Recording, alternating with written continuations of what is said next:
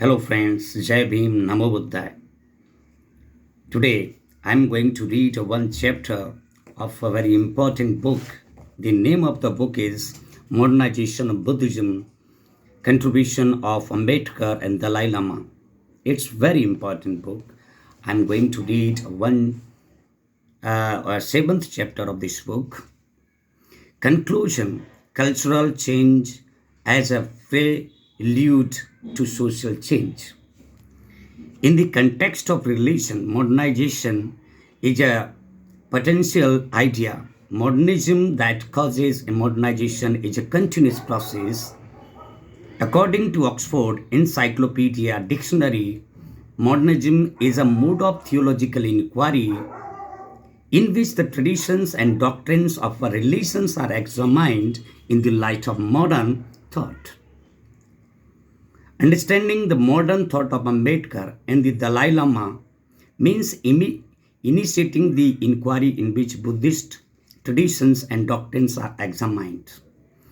It is a theological inquiry that means study of the nature of God and of the foundation of religious belief.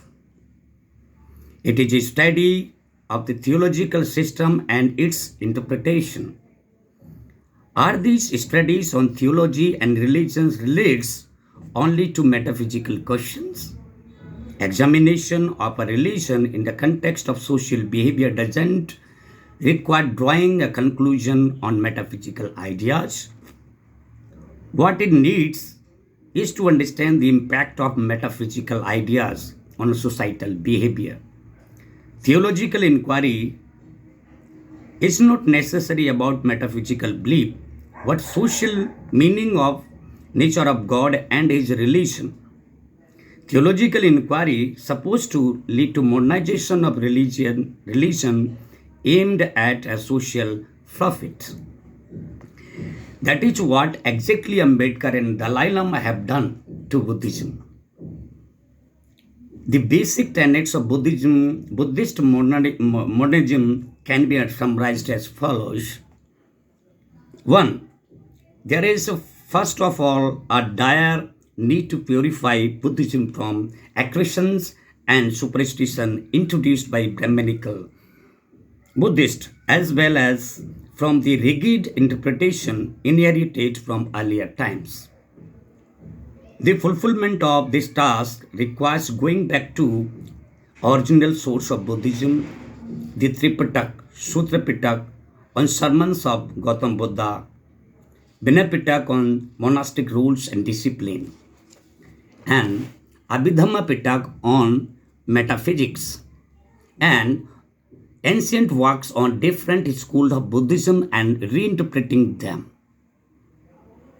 This position the modernist had adopted with the motivation to strengthen the process of revivalism of Buddhism both in Asian and Western countries. In doing so, their use of the sources is different from the traditionalist, though the revivalism is a basic aim of both modern and the traditional religious leaders to Buddhism. The latter have taken a literal and a rigid approach to the text, while the modernist objective is to discover its spirit and to distinguish between the universal rules of Buddhism and the specific ones that are valid only for the particular period.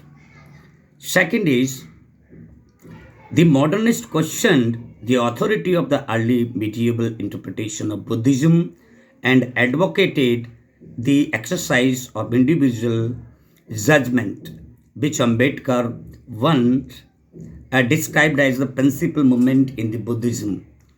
Every Buddhist, the modernist argued, has the right and duty to seek to understand the Buddhist scripture and the later interpretations. The emphasis on the exercise of individual judgment lead the modernist to stress the rational aspects of the religion, the role of reason, free thinking, and individual will. In the process, modernist thinkers underline the importance of argument by analogy, the principle of desirability and general interest of community. Ambedkar, for instance, emphasized the role of reason in the Buddhism. In his work, Buddha and the Dhamma, he referred to it as the power that enables people to distinguish truth from falsehood. Thus, Buddhist law must be interpreted by reason. As an authority on Buddhism, he put his idea into practice and gave a number of important legal opinions. The modernist school focused attention on the social and moral aspects of Buddhism and, and on the Buddhist rather than on its metaphysical and philosophical ones. Buddhism must be relevant to the needs and problems of ordinary Buddhist.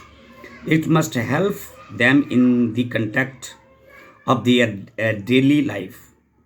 Believing that the teaching of Buddhism are the best that humanity knows, modernists concluded that no worthwhile idea can be conflict with Buddhism. Further, they are viewed their emphasis on the birth on the this worldly aspect of Buddhism as a truly Buddhist.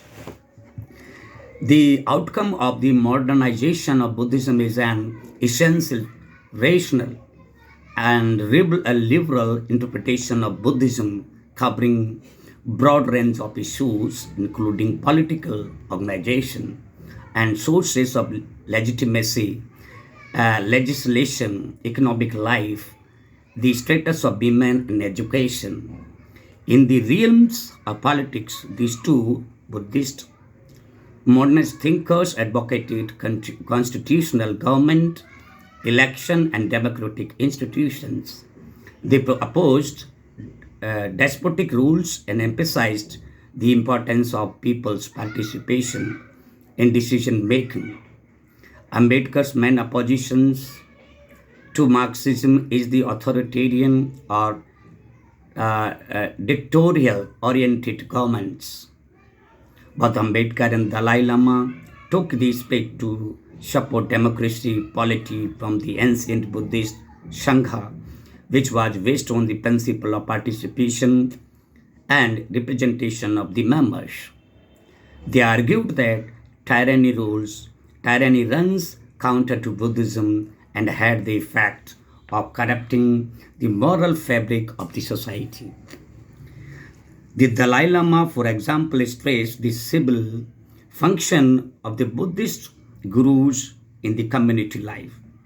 He himself is a fine example for religious monks' involvement in secular and civil functions of a community in the modern society.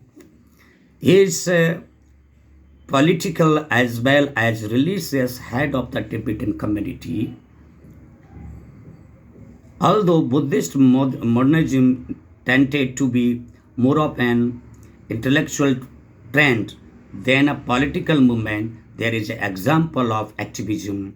The modernist thinkers reconciled Buddhist principle with the new focuses on social liberation and in certain cases, as in Tibet, modernist Buddhism furnished the ideology of racial resistance. On the relations between Buddhist and the modernists asked Buddhists to unite and put aside differences among sects and schools.